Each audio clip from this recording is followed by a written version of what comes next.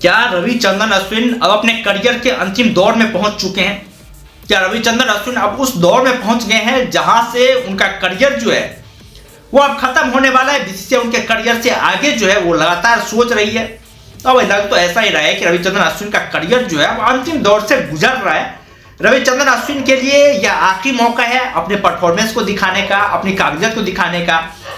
जो दूसरे test match में उनका कमबैक हुआ है वहां पर रविचंद्रन अश्विन को यह शो अप करना पड़ेगा कि भाई साहब वो इंडिया से बाहर भी कमाल का परफॉर्मेंस कर सकते हैं, दमदार परफॉर्मेंस कर सकते हैं। हालांकि इंडिया से बाहर यदि हम स्पिनरों का दबदबा कहें तो उस तरह का दबदबा रहा नहीं है भारतीय स्पिनरों का विदेशों में, और स्पिनरों का दबदबा रहता ही नहीं है। वहां तेज गेंदबाजी पिच होती है, वहां पर भाई स्पिनर क्या कहां से कमाल करे, स्पिनर तो इंडिया में ही कमाल दिखा पाते हैं। और रविचंद्रन अश्विन का इंडिया बहुत ही अच्छा रिकॉर्ड रहा है, बहुत ही शानदार रिकॉर्ड रहा है, बहुत ही कमाल की गेंदबाजी करी है, विपक्षी टीम को फिरकी पर नचाने का काम करते हैं रविचंद्रन अश्विन।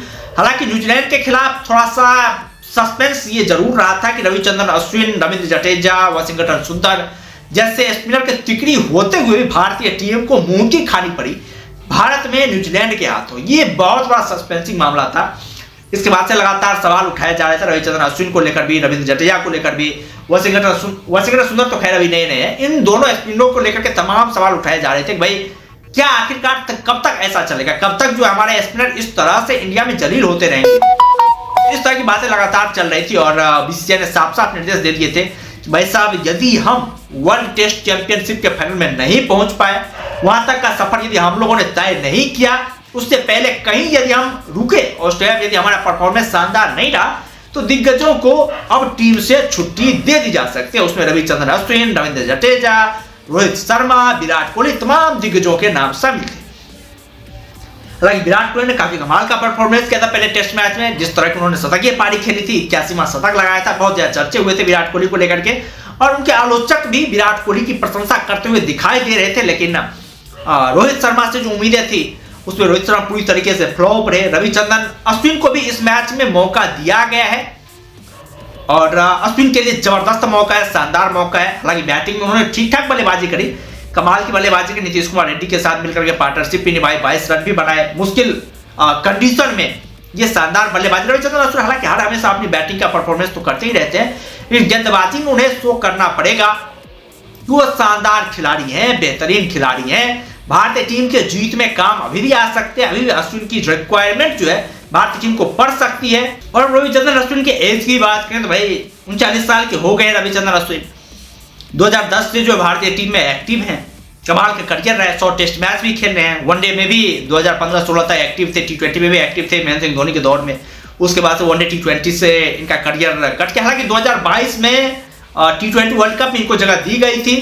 रविचंद्रन अश्विन वहां पर भी खेले थे भारतीय टीम के साथ, तो काफी कमाल का रहा था। हालांकि वहां पर रविचंद्रन अश्विन को खेलने का एक ही मैच मौका मिला था और वहां पर शानदार परफॉर्मेंस दिखाया था रविचंद्रन अश्विन। लेकिन टेस्ट क्रिकेट में रविचंद्रन अश्विन लगातार बने हुए हैं, 2010 से लगातार परफॉर्मेंस कर रहे हैं रविचंद्रन अश्विन, कमाल का परफॉर्मेंस कर रहे हैं। अब 39 साल के हो गए हैं तो एक दायरा जो होता है क्रिकेट खेलने का वो भी दायरा सीमित होता है 40 साल तक। अब इंटरनेशनल क्रिकेट खेलना तो भाई बहुत बड़ी उपलब्धि मानी जाती है। वैसे इंडिया में ही जो हम क्या है वहां पर ही 40 साल तक अलाउ है, बात बाकी दूसरे देश में आपको इतने लंबे समय तक क्रिकेटर खेलते हुए दिखाई नहीं देते हैं।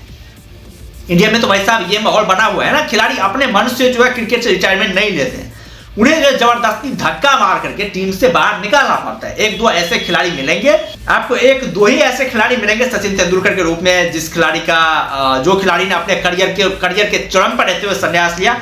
बाद बाकी जिन्हें गार्ड ऑफ ऑनर भी मिला था, बाद बाकी सभी खिलाड़ियों का वही हाल रहा है, उन्हें जबरदस्ती घसीट करके टीम से बाहर निकालना पड़ा, तब जाकर वो टीम से बाहर निकले। तो ऐसा रविचंद्रन अश्विन के साथ भी हो सकता है। रविचंद्रन अश्विन हालांकि संन्यास ना ले, लेकिन अब बीसीसीआई की प्लानिंग यही हो रही है कि रविचंद्रन अश्विन को जो है वो टीम से बाहर निकाल करके जो कुछ नए टैलेंटेड खिलाड़ी आ रहे हैं उन्हें जो है मौका दिया जाए। जैसे आप लोगों ने T20 में देखा होगा, ODI में देखा होगा। T20 की बात करें तो वहां पर भी जो हमारे मुख्य स्पिनर थे युजवेंद्र चहल और कुलदीप यादव, उनको रिप्लेस किया जा चुका है वरुण चक्रवर्ती और रवि बिश्नोई के द्वारा। तो धीरे धीरे दौर बदलता है, धीरे धीरे जो है क्रिकेट का दायरा भी बदलता है। तो हो सकता है इस बदलाव भरे दौर में अब बीसीसीआई आगे की देख रही हो और रविचंद्रन अश्विन के लिए कुछ एक मैच बचे हुए, यदि वहां पर वो परफॉर्मेंस दे पाते हैं या फिर भारतीय टीम यदि वर्ल्ड टेस्ट चैंपियनशिप के फाइनल में पहुंच जाती है तो हो सकता है कि एक आधे साल जो रविचंद्रन अश्विन का करियर जो है वो और ज्यादा बढ़ पाए। नहीं तो यदि भारतीय टीम ऑस्ट्रेलिया में फ्लॉप होती है तो सबसे पहला जिस खिलाड़ी को टीम से बाहर निकाला जाएगा वो खिलाड़ी रविचंद्रन अश्विन और रविंद्र जडेजा ही होंगे। वैसे तुम लोग क्या कहना रविचंद्रन अश्विन के करियर को लेकर, तुम लोग क्या सोचते हो? रवि अश्विन को लेकर के तुम लोग अपना राय जो है वो कमेंट बॉक्स में जरूर